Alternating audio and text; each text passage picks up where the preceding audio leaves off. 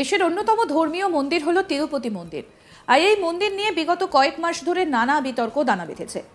তিরুপতি মন্দিরের লাড্ডুতে পশুর চর্বি মেশানোর ঘটনা সামনে আসতেই গোটা দেশ জুড়ে সমালোচনার ঝড় বইতে শুরু করে। সেই লাড্ডু যা তিরুপতি মন্দিরের প্রধান প্রসাদ। গবেষণাগারের রিপোর্টের উল্লেখ করে অন্ধ্রপ্রদেশের মুখ্যমন্ত্রী চন্দ্রবাবু নাইডু দাবি করেছিলেন, মাছের তেল, গরু, বিভিন্ন পশুর চর্বি দিয়ে বানানো ঘি দিয়ে তৈরি করা হয়েছে তিরুপতি বালাজি মন্দিরের বিখ্যাত লাড্ডু। এই ঘটনা ঘটেছিল ওয়াইএসআর কংগ্রেস সরকারের আমলে। এই বিতর্কের পরই সম্প্রতি ফের একবার খবরের শিরোনামে উঠে এসেছে তিরুপতি মন্দির। কি হয়েছে জানেন? মন্দিরের প্রসাদ তৈরির জন্য সরবরাহ করা ঘিতে রাসায়নিক মেশানো হয়েছিল।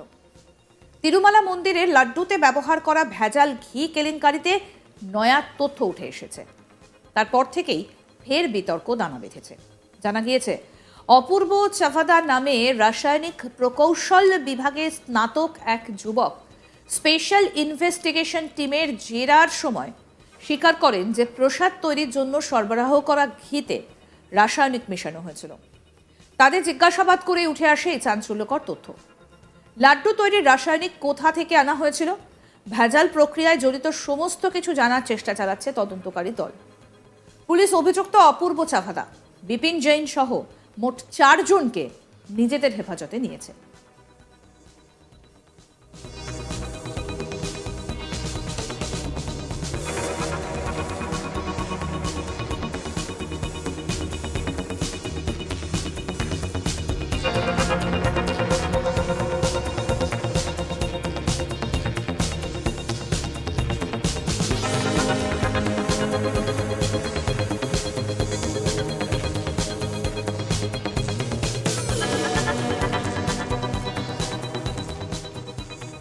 এর আগে তিরুমালা তিরুপতি মন্দিরের লাড্ডুর প্রসাদে ভেজাল ঘি তথা পশুর চর্বি ব্যবহারের ঘটনায় গোটা দেশ জুড়ে বিতর্কের সৃষ্টি করেছিল। তিরুমালা তিরুপতি দেবস্থানম থেকে লাড্ডুর নমুনা পরীক্ষার জন্য গুজরাটের জাতীয় দুগ্ধ উন্নয়ন বোর্ডে পাঠানো হয়েছিল।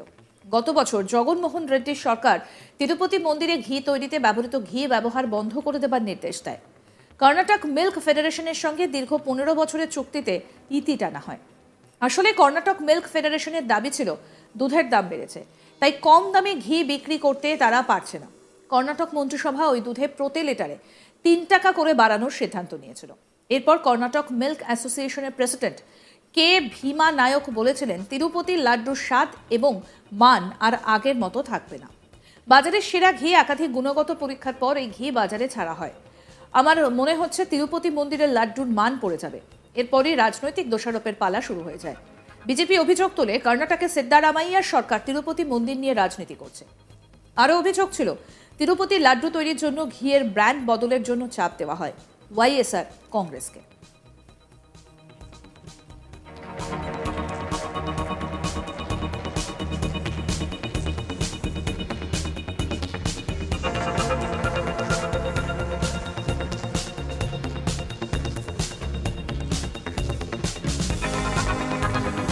দেশের অন্যতম ধর্মীয় মন্দির হচ্ছে তিরুপতি মন্দির।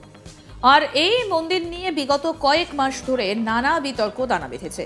তিরুপতি মন্দিরের লাড্ডুতে পশুর চর্বি মেশানোর ঘটনা সামনে আসতেই গোটা দেশ জুড়ে সমালোচনার ঝড় বইতে শুরু করে। সেই লাড্ডু যা তিরুপতি মন্দিরের প্রধান প্রসাদ। গবেষণাগারের রিপোর্টে উল্লেখ করে অন্ধ্রপ্রদেশের মুখ্যমন্ত্রী চন্দ্রবাবু নাইডু দাবি করেছিলেন, মাছের তেল, গরু, বিভিন্ন পশুর চর্বি দিয়ে বানানো ঘি দিয়ে তৈরি করা হয়েছে তিরুপতি বালাজি মন্দিরের বিখ্যাত লাড্ডু। এই ঘটনা ঘটেছিল ওয়াইএসআর কংগ্রেস সরকারের আমলে। এই বিতর্কের পরে সম্প্রতি ফের একবার খবরের শিরোনামে উঠে এসেছে তিরুপতি মন্দির।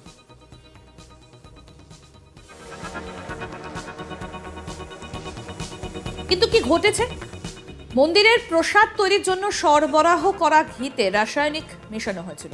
তিরুমালা মন্দিরের লাড্ডুতে ব্যবহার করা ভেজাল ঘি কেলেঙ্কারিতে নয়া তথ্য উঠে এসেছে। এরপর থেকে ফের বিতর্ক দানা বেঁধেছে।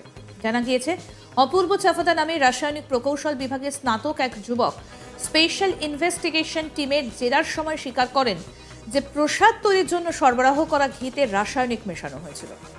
তাদের জিজ্ঞাসাবাদ করে উঠে আসে এই চাঞ্চল্যকর তথ্য। লাড্ডু তৈরির রাসায়নিক কোথা থেকে আনা হয়েছিল, ভেজাল প্রক্রিয়ায় জড়িত সমস্ত কিছু জানার চেষ্টা চালাচ্ছে তদন্তকারী দল।